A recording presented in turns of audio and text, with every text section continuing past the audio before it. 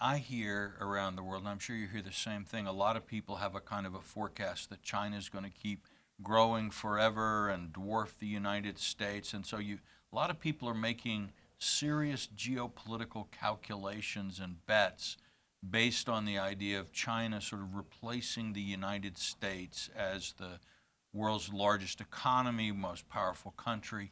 How do you respond to I those respond questions? by one is look at the demographics. The one-child policy has now got you a very, very large segment of the population aging.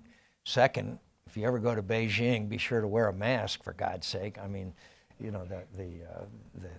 they've got huge environmental problems. So, I mean, they are huge. And third of all, they are having internal contradictions right now. We see one person after another that is being tried for corruption. People that were very close and high in the leadership. There's a certain amount of turmoil there. Let me just transpose it. My friends, you've heard a lot of bleak information from me today. I am totally optimistic about the United States of America. We are now energy independent. You and I having this conversation 10 years ago, we would not have believed it. That has a huge effect if we do the right things, like export oil for if we want to build the pipelines, et cetera.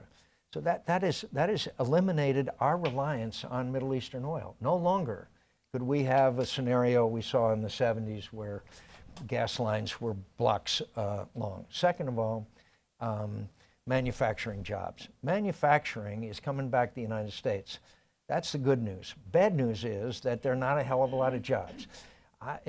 About 2 months ago in Scottsdale, Arizona, a Belgian company, I went to the grand opening, they were hiring about 100 people, making windows, was located in Scottsdale, Arizona. I said to the woman who, their company, she's a CEO, the company in Brussels, and I said, why did you pick Scottsdale, Arizona? She said, because we looked around the world and we decided America was the best place for us to have a facility, and we picked Scottsdale, Arizona. Maybe she played golf, I don't know. But anyway, and third of all, my friends, these devices are what has changed the world. It's changed our way of living, it's changed our world, it's changed the way we communicate, it's changed everything. And my friends, they may be made in China, but they were all thought of here. And there's no country in the world that has this kind of innovation and this kind of ingenuity that these young people have. About a month and a half ago, I went to Venice, California, a place I don't hang out at a lot, and I went to an organization called Snapchat.